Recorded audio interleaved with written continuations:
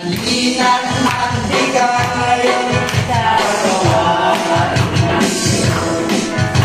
kung nais mong ikay pagpalain lubos, ang pinagpiyando ang mapulay kasabay ng pagsambahay pagpupuri. Palakpakan po natin ang ating Panginoon.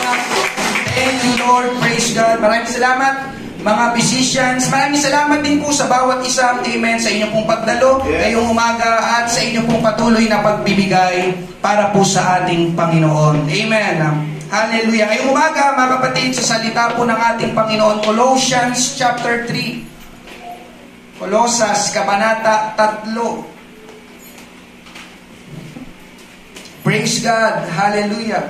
Meron pong isang kwento ng isang sikat na violinista, nagba-violin po, ang magpe-perform sa isang kilalang concert hall, at dahil siya po ay kilala, ang event po na ito ay dinaluhan po ng napakaraming tao.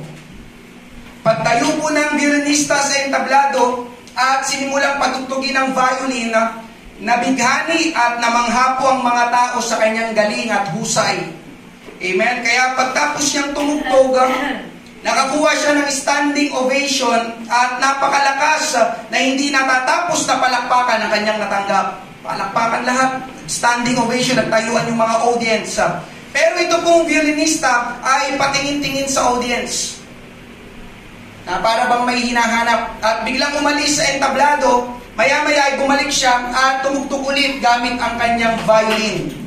Nagulat ang mga nanonood dahil mas maganda po ang pagkatugtog niya nitong ikalawa kaysa doon sa una. Kaya nagtayuan ulit ang mga manonood at mas malakas na palakpakan na may kasamang hiyawan ang natanggap niya nitong violinista. Pero itong violinista na nakatingin sa mga nanonood ay biglang umalis ulit ng stage. Punta ulit siya sa backstage.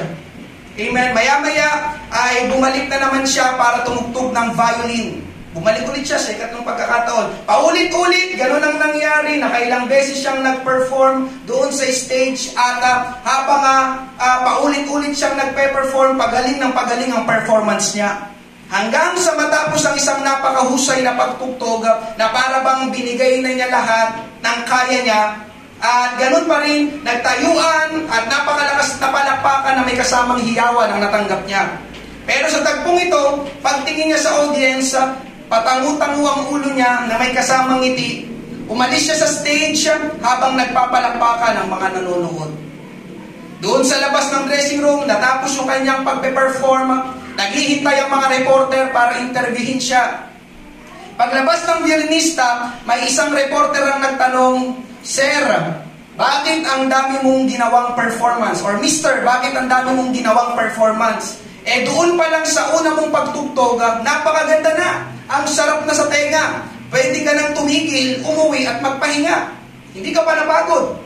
Sumagot yung violinista, ang sabi niya ay ganito, "Sa unang pagkakataon sa aking karir, ang aking violin master, ang nagturo sa akin tumugtog ng violin, ay nandoon sa audience, nanonood sa akin. Noong tinugtog ko ang aking unang performance, lahat ay tumayo at pumalakpak maliban sa aking master. Kaya umalis ako at bumalik para pag-igihan pa ang pagtugtog. Pagtapos ng ikalawang pagtugtog ko, lahat ay tumayo ulit maliban pa rin sa aking master. Kaya paulit-ulit, ganun ang ginawa ko. Hanggang sa tugtugin ko, yung huling performance ko kanina, pagtingin ko sa audience, lahat ay tumayo at nakita ko nakatayo na rin ang aking master na pumapalakpak. Doon lang ako nasiyahan at sinabi sa sarili na mabuting gawa. Job well done. Amen? Ginawa lahat ng violinista ang buong makakaya niya hanggang sa ma-please niya ang kanyang master. Ngayong umaga, mga kapatid, kung bakit ko yun naikwento, ay dahil hindi lang po yung violinista na yon ang may master. Tayo rin po, bilang mananampalataya, ay meron pong master. Amen. At ang ating pong master ay walang iba kundi ang ating Panginoong Jesus. At isa po sa mga Tagalog word ng master, bakit ginagamit yung master? Marami po kasi nga salin sa Tagalog yung master, pero ang isa po sa mga Tagalog word ng master ay Panginoon. Master, Panginoon. Pinuno. Kaya po ang Panginoong Hesus ang ating master. Amen? Di ba mga kapatid, tama ba? Noong nanalangin ka noon, nang tinanggap mo si Jesus, di ba? Sino dito ang first time? Lapit ka dito sa harap, may akay sa'yo, manalangin tayo ng pagtanggap sa ating Panginoon. Di ba? Isa dun sa panalangin, binibigkas, Jesus, tinatanggap kita bilang Panginoon at tagapagligtas ng aking buhay. Tama po ba? Tama po ba? Ngayong umaga, naunawaan po ba natin yung panalangin yun? Amen. Ang ibig sabihin po na tinanggap natin si Jesus bilang Panginoon sa ating buhay, ay siya na po dapat ang nasusunod sa ating buhay. Diba? Master nga ay master. Lord, Panginoong Jesus, tinatanggap kita bilang Panginoon sa aking buhay. Amen? Kaya ngayon, ang tanong ngayong umaga, si Jesus na nga ba ang nasusunod sa ating buhay? Amen. Salamat po sa apat. binabawi na po natin yung panalangin na yon. Ay, sorry pastor, binabawi ko na pala. Hindi ko na pala siya tinatanggap bilang Panginoon. Amen. Ngayong umaga mga kapatid, bilang mga mananampalataya na tinubos ng banal na dugo ng Panginoon, hallelujah, pagigihan, pagpilitan natin, pagsumikapan natin na magbigay tayo ng kaluguran sa ating Panginoong Hesus. Kaya po mga ngaral ako ngayong umaga, striving to please our Master. Striving to please our Master. Ibig sabihin po ng striving, ikaw ay nakikipagpunyagi, pag-iigihan ko pa, pagpipilitan ko pa, amen, pagsisikapan ko pa na magbigay ng kaluguran sa aking Panginoon. Amen. Basahin po natin ang ating main text sa Colossians chapter 3 verse 23. Isang talata lamang po ito. Ganito pong sabi, anuman ang inyong ginagawa ay inyong gawin ng buong puso na gaya ng sa Panginoon at hindi sa mga tao. Amen. Sabi po sa New Century Version, in all the work you are doing, work the best you can. Work as if you were doing it for the Lord, not for people. Pagpalain ng Diyos ang pagkabasa ng kanyang salita. Tayo po'y manalangin, mga kapatid. Tayo po'y magsiyukong lahat. Panginoong Diyos, marami pong salamat sa umagang ito. Maraming salamat o Diyos sa bilang ng aking mga kapatid na kasama po ngayong umaga. Minsan pa, manahan ng banal mong presensya sa aming kalagitnaan. Mangusap ka, Panginoong Diyos, hallelujah, sa mensahe na nais mong ipabatid sa amin ngayong umaga. Panginoon, lalabas kami, may ginawa ka sa aming buhay. Tulungan mo kami, Panginoon Diyos, na ikaw, Panginoon Diyos, ay aming mapalugod. Hallelujah, ng aming buhay, sa aming mga ginagawa, Panginoon. Ito po ang aming panalangin na sa pangalan ni Jesus, lahat ay magsabi ng palakpakan po natin ang ating Panginoon. Praise God, striving to please our Master. Una po natin pag-usapan, men pleaser. Una po natin pag-usapan, men pleaser. Narinig niyo na po ba ang katagaan na ito? Men pleaser or crowd pleaser. Amen. Ang ibig sabihin po ng men pleaser ay mula po sa salita nito. Piniplease ang tao o binibigyang kaluguran ang tao. Amen. At ito pong men pleaser ay kalikasan po ng tao. At ito nga po ay dahil kalikasan po natin, ito po ay gustong-gusto po ng tao. Bakit po gusto po ito ng tao? Dahil kapag piniplease mo ang ibang tao o napiplease mo ang ibang tao, ang totoo kasi mga kapatid, ikaw din ang napaparangalan. Diba? Na-please ko siya. Ang sarap sa pakiramdam. Praise God. Iyon po yung ibig sabihin po ng men pleaser. Tayo pong mga tao ay self-centered po, mga kapatid. Ang pangunahing kalikasan po ng tao, nang bumagsak po ang tao sa kasalanan, ay yung pagiging makasarili. Yun po tayo, ang tao. Laging inuuna ang sarili, laging pagbibigyan ng sarili, isasalba muna ang sarili. Makikita po natin ito sa una pa lang, sa Book of Genesis. Pagtapos po magkasala ng tao, tinanong niya sina Adan at Eva, tinanong ng Panginoon Diyos, ano itong ginawa nyo? Bakit nyo kinain yung bunga na pinagbabawal kong kainin? Pero sumagot si Adan, pansinin niyo po yung kanilang sinabi, Genesis chapter 3 verses 12 to 13, sinabi ng lalaki, ang babaeng ibinigay mo na aking makakasama, ang nagbigay sa akin ng bunga ng punong kahoy at ito'y aking kinain. Sinabi ng Panginoong Diyos sa babae, ano itong iyong ginawa? Sinabi ng babae, dinaya ako ng ahas at ako'y kumain. Anong mapapansin natin mga kapatid? Hallelujah, nagtatanong ang Panginoon, anong ginawa nyo? Pansinin nyo si Adan, mga kapatid, ha? Ang sinisisi niya ay ang Diyos pa. Kasi ikaw, Panginoon, binigyan mo ko ng babae. Kung wala sana to, hindi ko sana kinain yung bunga. Nakuha niyo po ba mga kapatid? Amen. Tinuro naman nung baling ang Panginoon kay Eva. Eva, ano itong ginawa mo? Kasi ito, yung ahas. Dinaya ko at ako'y kumain. Amen. Kung hindi ka sana lumikha ng mga hayop, katulad nito, di sana, hindi ko kinain yung bunga na pinagbabawal mo. Amen? Pagdating doon sa ahas, wala na siya nagawa kasi, di ba? Hindi siya makaturo Biro lang. Amen? Hallelujah. Ano makikita natin dito mga kapatid? Sa halip po na aminin na lang nila na sila ay nagkasala, ang ginawa nila ay nagturuan pa sila. Nakuha niyo po ba mga kapatid? Di ba? Kalikasan natin yan yung tinatawag na blame game. Lord, not me, ito. Lord, ito, Lord, siya, yun. Pero ako, hindi ko kasalanan, siya. Amen po ba? Siya kasi, siya yun Kaya wala naman ito nagawa, Panginoon, kasi siya. Amen? Anong tawag po doon? Selfishness.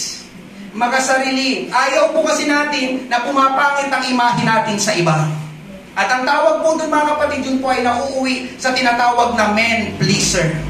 At ito po ay naipasa po sa lahat ng tao. May tendency po na tayo, ikaw at ako, ay maging men pleaser, mga kapatid. Amen? Lahat ng gagawin natin, gusto natin ay ma-appreciate ng iba. Tama po ba ako? Amen? Diba? Lahat ng gagawin natin, gusto ko ma-appreciate ng iba. Gusto ko makita ng iba.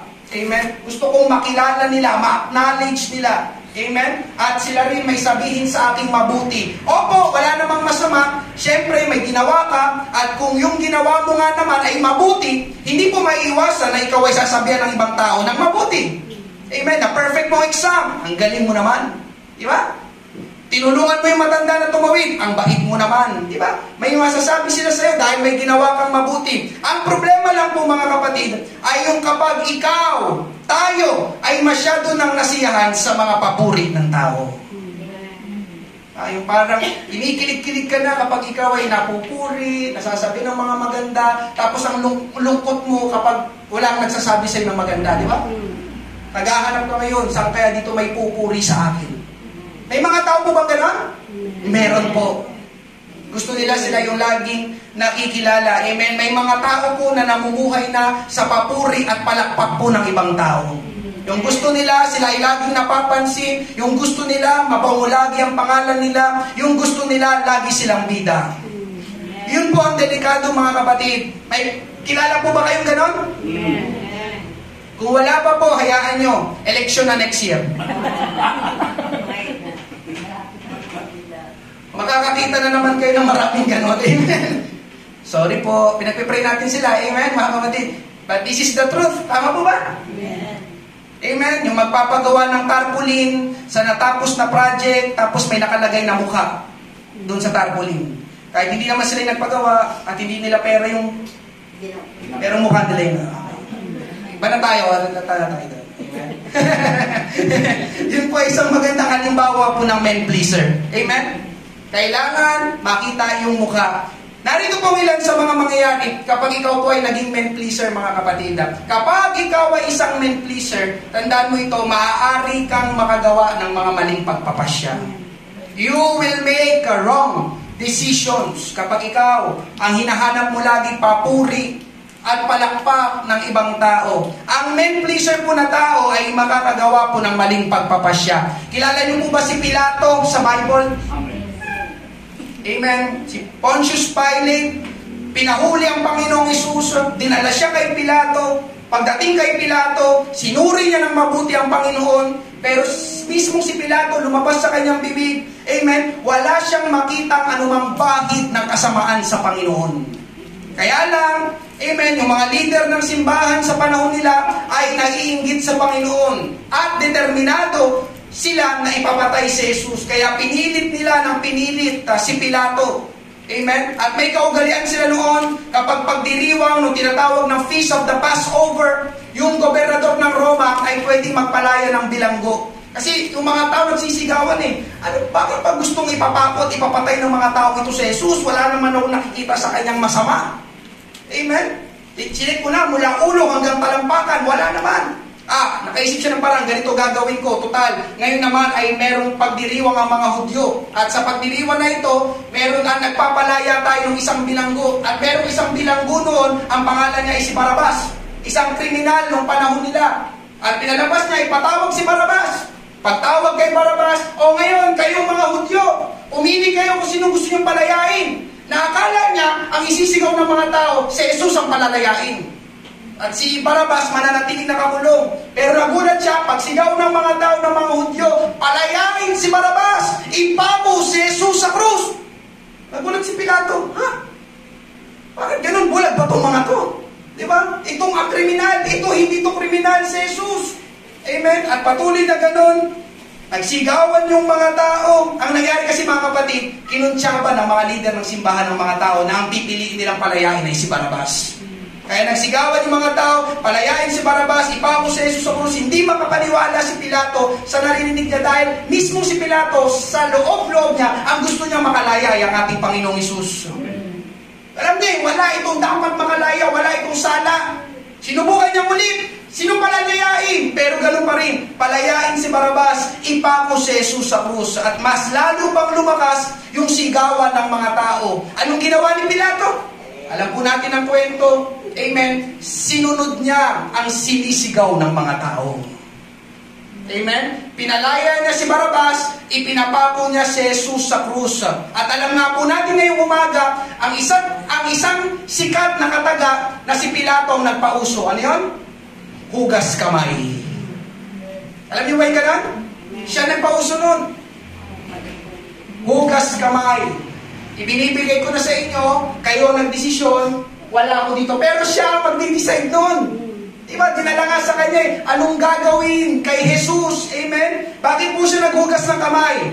Dahil alam niyang tama ang paniniwala niya kay Jesus na hindi siya dapat ipako sa krus at mali ang sinisigaw ng mga tao. Subalit, amen, masinunod niya ang mga tao kahit na alam niyang mali ang mga tao. Bakit po nangyari yun? Dahil si Pilato po ay isa pong men pleaser. Amen?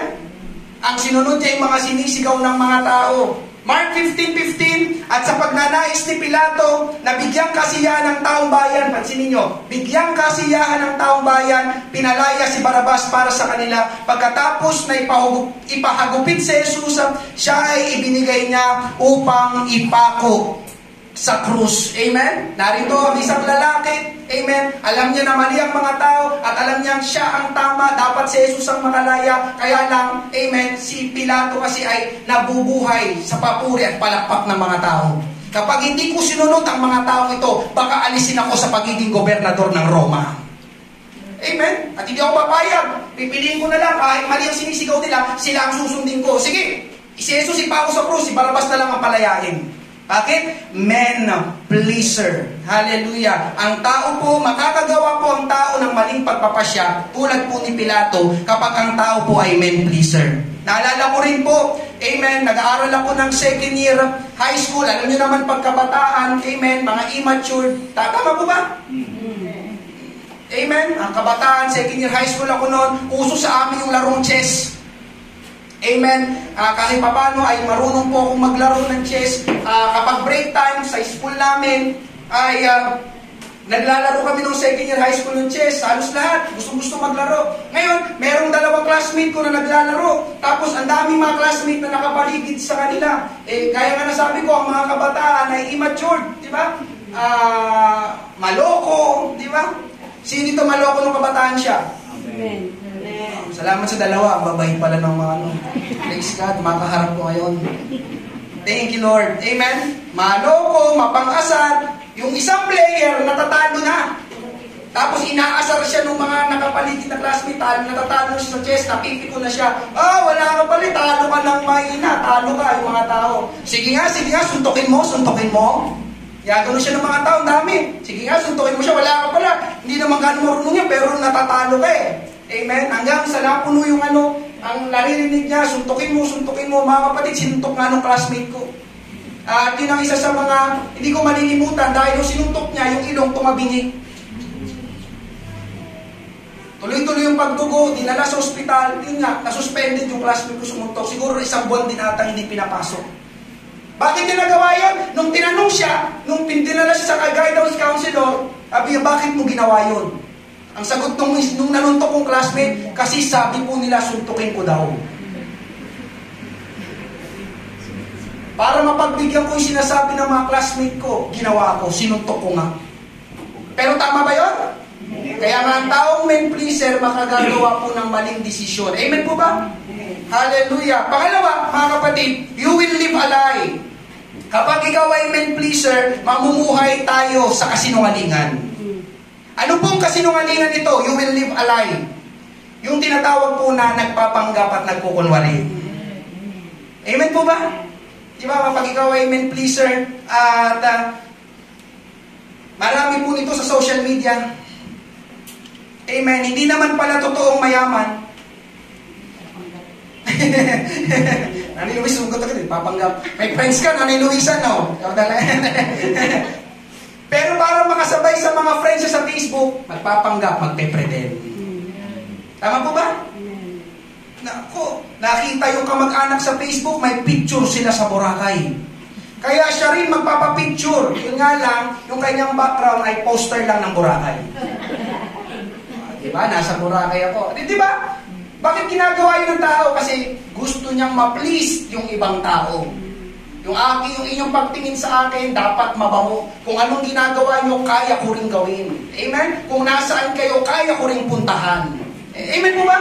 Pero totoo, diba? Hindi, nagpapanggap lang. Kaya sa mga estudyante na narito, mga kapatid, hindi mo kailangan makipagsabayan sa mga kaklase mo. Diba? Meron akong kaklase noon eh, yung sapat lang naman ang pamumuhay, pero alam niyo, gumagaya sa iba, bagong baga. Bibili rin ako ng bagong baga. Kasi baka sabihin nila, mahirap lang kami. Ayun, di ba? Ang naapektuhan yung magulang, di ba? Anak, ano ba yung mga pinagbibili mo? Ang mahal-mahal ng bag na yan. Di ba? Ipinambaon mo na lang sana. Pero bakit nangyayari yun? Kasi yung anak, men pleaser. Yes. Kasi ma. Yung classmate ko may bagong sapatos. May bagong bag. Dapat ako rin, ma. Diba? Ako na lang ang nakuhuli sa amin. Baka kung anong sabihin nila sa akin, baka kung anong isipin nila sa akin. Amen? Diba? Tapos, isa pa, diba? Yung ina, you will live a lie. Yung mga pinopost na picture ng mukha sa social media, diba? Para magmukhang maganda sa paningin ng ibang tao, di ba? Grabe yung edit, no? Lahat ng apps, no? Inuhan. Hindi lang may mga, hindi kasi ako nag-edit eh. Ano yun? Ano ba yun? Ano ba mga halimbawa ng mga apps edit? Amen? Yung ilong, di ba? Biglang gumano. Yung mata, sumingkit, di ba? Nagkita sa kanto, no? Siya ba yun? Pre mo sa Facebook? Bakit sa Facebook ang puti niya?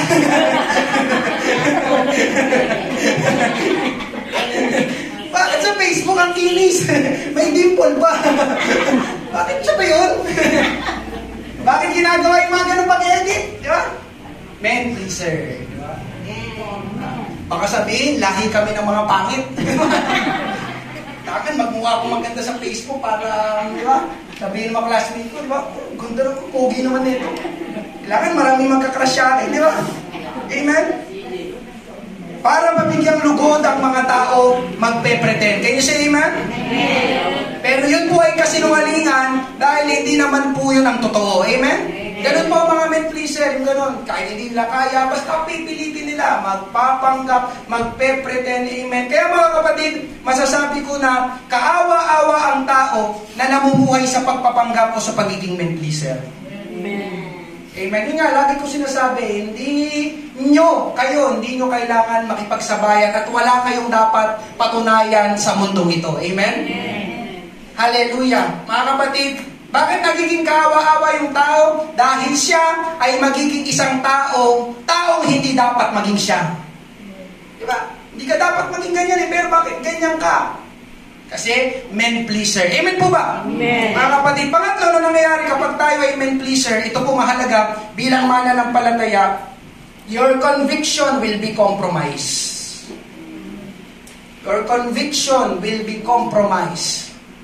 Amen. Kapag sinabi mong conviction, mga kapatid, yun yung paniniwala mo. Yun yung malakas na kabog sa dibdib mo. Ibig sabihin ng conviction, ito ang tama. Ito ang napakinggan ko sa church.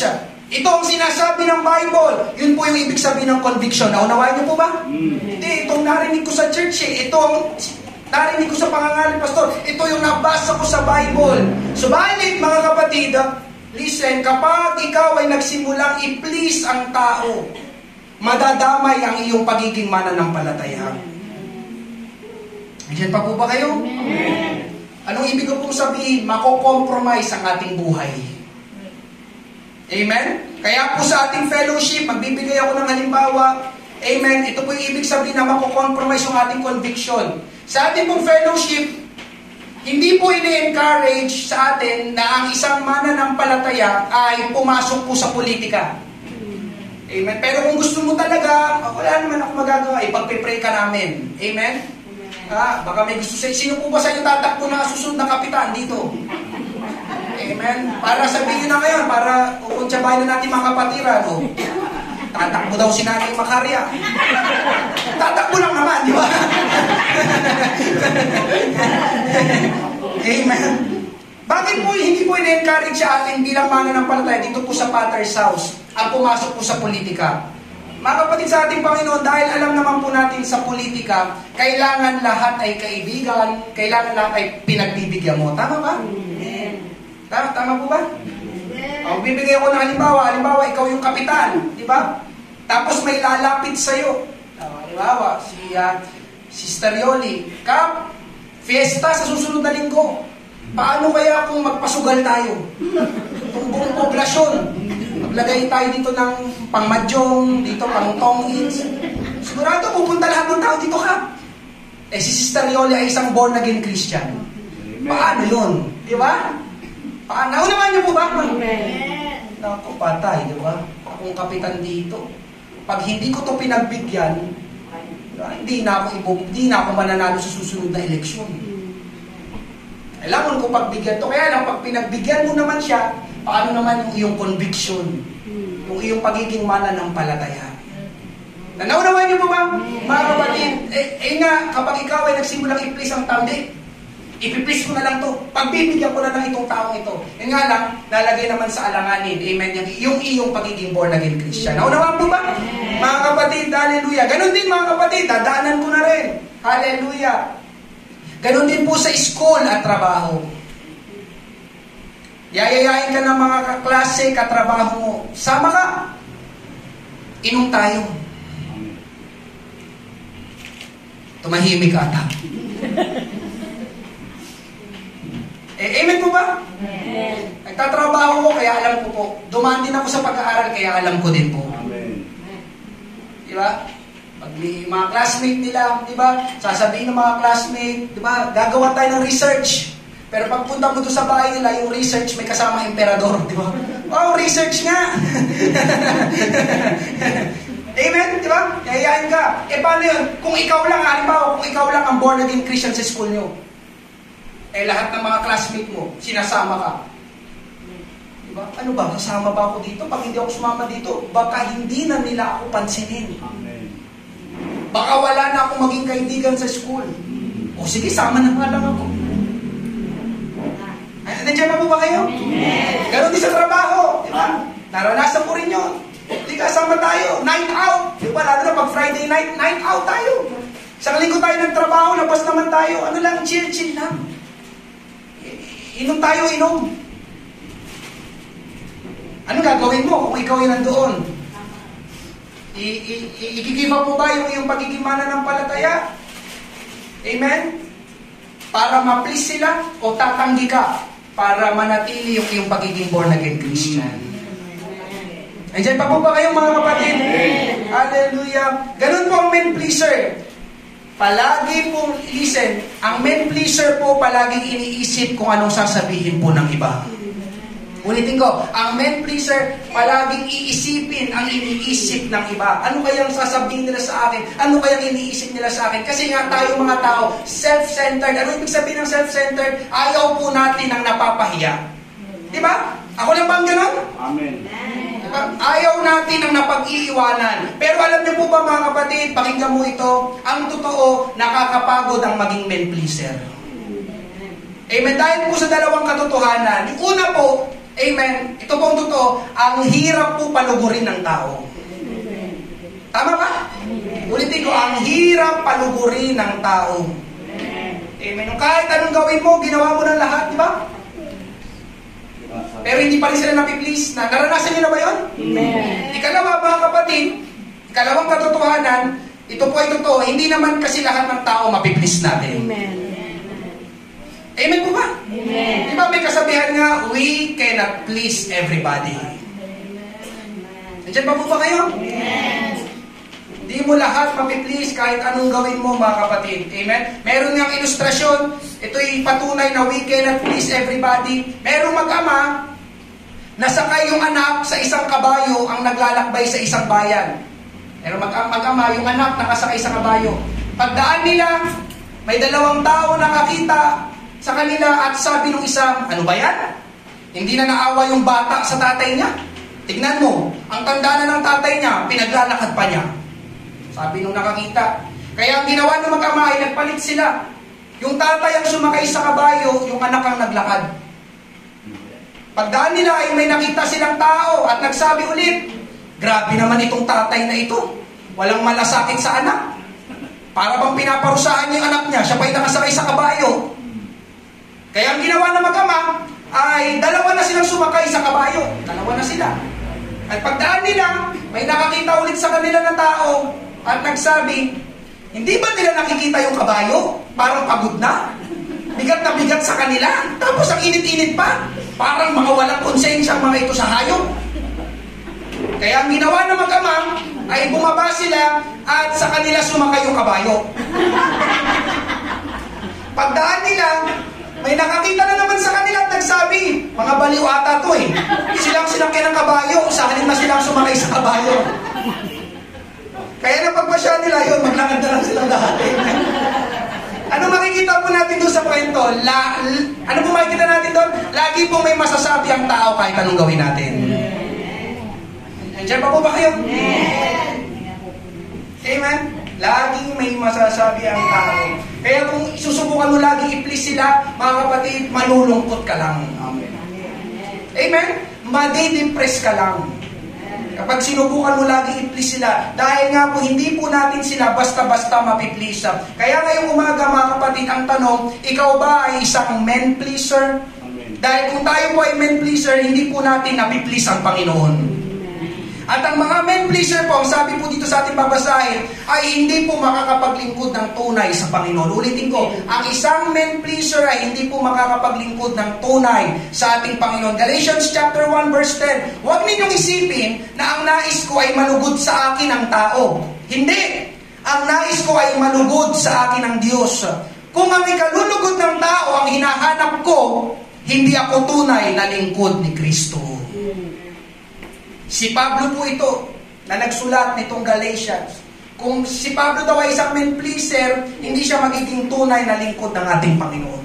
Kung ang hinahanap ko lang ay mapalugod ang tao at hindi ang Diyos, amen, hindi ako magiging talagang lingkod ng ating Panginoon. Kaya yun din mga kapatid, kung ang hinahanap natin ay papuri ng tao, amen, baka hindi pa tayo lingkod ng ating Panginoong Jesus. Baka hindi pa talaga siya ang Panginoon natin. Kaya kung dapat po na mangyari, ang Panginoon po dapat ang mapalugod natin. Can you say amen? Pangalawa, pag-usapan po natin pleasing our Master. Pleasing our Master. Kung meron man pong dapat tayong mapalugod habang tayo ay nabubuhay, yun po ay walang iba kundi ang ating Panginoong Jesus. Amen? Ulitin ko po, kung meron man dapat tayong mapalugod habang tayo ay nabubuhay, yun po ay walang iba kundi ang ating Panginoong Hesus. Opo, dapat na malugod sa atin ang magulang natin, dapat na malugod sa atin ang kaibigan natin, dapat na malugod sa atin ang boss natin o matuwa sa atin, katrabaho natin, kaklase natin, amen, kapatiran natin. Pero mga kapatid, dapat ang Panginoon pa rin ang unang malugod sa atin. Amen? Yung namatay ang Panginoon sa krus para sa atin, mga kapatid, napakalaking biyaya na po nun. At tayo po ay pinalaya ng Panginoon sa kasalanan. Niliwanagan ng Panginoon sa katotohanan. At alam niyo po ba, nais po ng Panginoon na tayo po ay magbigay lugod sa Kanya. Ephesians chapter 5, verse 8, tapos verse 10. Sabi mo, dati, namumuhay kayo sa kadiliman. Sino po ditong namumuhay dati sa kadiliman? Amen. Ako po, namumuhay ako dati sa kadiliman. Amen?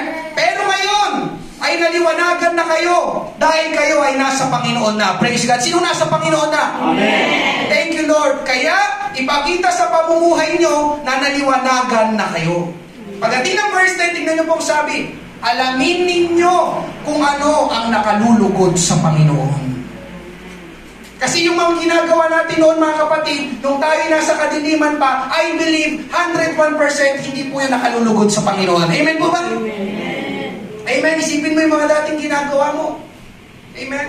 I believe hindi yun nakalulugod sa Panginoon. Pero ngayon, na tayo'y naliwanagan na daw dahil tayo'y nasa Panginoon, ang una daw dapat natin gawin, alamin natin kung ano ang nakalulugod sa Panginoon. Ang isang, amen, sa dapat gawin ng isang mananampalataya tulad ko at tulad mo na inahon ng Panginoon mula sa kadiliman ay alamin kung ano ang nakalulugod sa Panginoon. Ang tanong mga kapatid, inaalam po ba natin? Amen. Alam niyo po kung ano ang nakakapagbigay lugod sa Panginoon? Nalulugod po ang Panginoon kapag ginagawa po natin ang kalooban niya. Nandiyan pa po ba kayo? Ibig sabihin po ng kalooban ay nais o gusto. Amen? Paano po natin malalaman ang kalooban ng Panginoon? Mga kapatid, hindi po mahirap malaman ang kalooban ng Panginoon. Marami pong paraan. Pero lahat po ng kalooban ng Panginoon nakasulat po sa aklat na ito. Amen? At isa po sa kalooban ng Panginoon na totoong makakapagbigay lugod sa Kanya, ano po yun? Yung tayo po, ikaw at ako, ay hindi po umaayon sa takbo ng sanlibutan. Nandiyan pa po ba kayo? Romans 12:2, huwag kayong makiayon sa takbo ng mundong ito, sa halip, hayaan ninyong baguhin ng Diyos ang inyong pag-iisip upang maunawaan ninyo ang Kanyang kalooban. Kapag ikaw, tayo, amen, nahahaluan ng mga bagay, kalakaran ng sanlibutan ito, ang sabi ng salita ng Diyos, hindi natin mauunawaan kung ano talagang kalooban ng Panginoon. Amen? Sabi, para maunawaan ang kalooban ng Panginoon, kailangan po na huwag tayo makiayon sa takbo ng sanlibutan. Sa gayon, magagawa nyo kung anong mabuti, kalugod-lugod at ganap na kalooban ng Diyos. Mga kapatid, amen, hindi po nalulugod ang Panginoon sa atin kapag pinagpapalit po natin ang Panginoon sa mga gawain at bagay ng sanlibutan. Amen po ba? Kapatid, pakinggan mo ito. Ang pinakamabuting magagawa natin sa mundong ito, yun po ay ang mabigyang kaluguran natin ang Panginoon na nagligtas sa atin. Amen po ba? Iyon na po yun. Pinakamabuting magagawa natin habang tayo nabubuhay sa mundong ito, bigyang kaluguran natin ang Panginoon na nagligtas sa atin. Amen po ba? Yes, tama. Bigyang kaluguran mo yung pamilya, ang iyong mga kaibigan, iyong barkada, iyong mga kaklase, mga kapitbahay. Amen. Pero mga kapatid, pinakamabuting magagawa, higit sa kanilang lahat, amen, dapat maunawaan mo ngayong umaga na meron tayong master. Hindi yung kaibigan mo. Amen? Hindi yung katrabaho mo. Amen? Hindi yung pamilya mo. Ang nagligtas sa'yo, walang iba kundi ang ating Panginoong Hesus. Siya ang ating master at siya ang dapat na binibigyan natin ng kaluguran. Amen po ba? Kaya po sa ating main text, lahat ng gagawin natin, lahat ng iisipin natin, lahat ng sasabihin natin, dapat po ay nagbibigay lugod sa Panginoon. Colossians 3:23, ano man ang inyong ginagawa, ay inyong gawin ng buong puso na gaya ng sa Panginoon at hindi sa mga tao. Amen? hindi daw sa mga tao. Ginagawa mo yung ginagawa mo ngayon para sa Panginoon. Amen? Amen. Kung ikaw ay nagtatrabaho, gawin mo ang pinakamabuti na ikaw ay naglilingkod para sa Panginoon. Kung ikaw ay nag-aaral, gawin mo ang pinakamabuti na ikaw ay nag-aaral para mabigyan kaluguran ng Panginoon. Amen? Kaya kapag patamad-tamad sa school, ako hindi nalulugod ng Panginoon doon. Amen po ba? Amen. Kasi ayaw po ng Panginoon sa tamad. Andiyan pa po ba kayo? Amen. Ganun din sa trabaho. Amen? Gawin natin ang pinakamabuti. Papasok tayo ng tama sa oras, uuwi tayo ng tama sa oras. Sa mga nagne-negosyo, amen. Hallelujah. Ano ba sa negosyo? Amen? Hindi nakikipag-compromise. Amen. O isang Kristiyano pa rin. Amen po ba? Nandiyan pa po ba kayo? Hindi yung may lagay, maglalagay ako pa. Nandiyan pa po ba kayo mga kapatid sa ating Panginoon? Amen. Hallelujah. Kung alam nyo mga kapatid, kaya po alam nyo mga kapatid, ako po sa akin pong buhay, hindi ko naman po ipinagmamalaki. Bakit patuloy po ako naglilingkod sa Panginoong Hesus? Bakit patuloy po ako nangangaral ng salita ng Panginoon? Dahil alam kong dito po, malulugod ang Panginoon sa akin. Amen? At kung mapapansin nyo mga kapatid, kapag nangaral ako paminsan, amen, ay pinapangaral ko po kung ano po talagang sinasabi po ng Bible. Amen? Hindi po yung parang gusto ko lang kayong mapasaya. Alam niyo po ba may mga ganong mga ngaral? Yung gusto lang mapasaya yung kanyang mga audience. Amen? Hindi na church yun, di ba? Comedy bar na yun. Amen? Ganon po ang mga malalaking churches ngayon mga kapatid. Yung mga pangangaral, listen, in favor doon sa mga nakikinig. Ulitin ko, ganun po ang mga malalaking churches ngayon, yung mga pangangaral, in favor doon sa mga nakikinig. Napansin ko po ito, minsan, ako'y nagbabrowse sa YouTube, yung mga sikat, malalaking churches. Alam niyo po ba mga kapatid niyo sa akin? Wala pong nakita ni minsan na sila'y nangaral patungkol sa kasalanan. Wala akong nakitang ganong title. Ang laging title nila, huwag kang maging mayabang. Tama naman. May pag-asa tayo sa Diyos. Tama naman. Kaya lang, alam mo parang meron silang iniiwasang topic. Samantalang nung 2 Sundays ago, si Pastor Boyd, sabi ko, grabe yung pangalan Pastor Boyd, Sunday ng umaga. Ang pangalan Pastor Boyd, na Sunday sa Mandaluyong, warning, sin is sin. Babala, ang kasalanan ay kasalanan. Sabi ko, Sunday morning to Amen po ba? Kaya nagpapasalamat ako, nangaral ako dito, Panginoon, nasa Potter's house pa naman ako. Sa ibang mga church, amen, huwag tayong mangaral ng kasalanan. Huwag tayong mangaral ng impyerno. Huwag tayong mangaral ng katwiran. Bakit? Kasi masasaktan ang mga membro natin. At kapag nasaktan yan, aalisan tayo yan. Tama po ba? Diba? Pag nasaktan yung mga dumadalo dito, diba? Mag-aalisan yung mga yan. Amen po ba? Naalala ko si Pastor Jemson, nandun kami sa San Juan, nagbi-ministry siya sa mga pulis. Yung mga pulis, kapulisan, salamat sa ating Panginoon. Kapag every morning, meron silang huddle, meeting, amen, tapos naimbitahan minsan si Pastor mangaral, Pastor Jemson. Isang beses nangaral si Pastor Jemson about heaven and hell, langit at impyerno, sa mga pulis. Pagkatapos niyang magbahagi, amen, kinausap siya nung parang leader nila, yung, actually meron kasi parang yun nga, kaya hindi tayo nakikipag-interfellowship. Yung sinali si Pastor Jemson sa ibang fellowship na Christian din. Pastor, Christian ka din, di ba? Meron kami samahan dito ng mga Christian, nangangaral kami sa mga pulis. Sinubukan ni Pastor Jemson, yung pinaka-leader nun, narinig daw niya, siguro may nagsumbong yung chief ng pulis sa San Juan. Pastor, yung nangaral sa amin, nangaral ng langit impyerno eh. Ngayon, kinausap si Pastor Jemson nung parang leader nung na yun, nung samahan. Pastor, pag dito sa mga pulis, huwag kang mangangaral ng langit at impyerno. Kasi ano yan eh,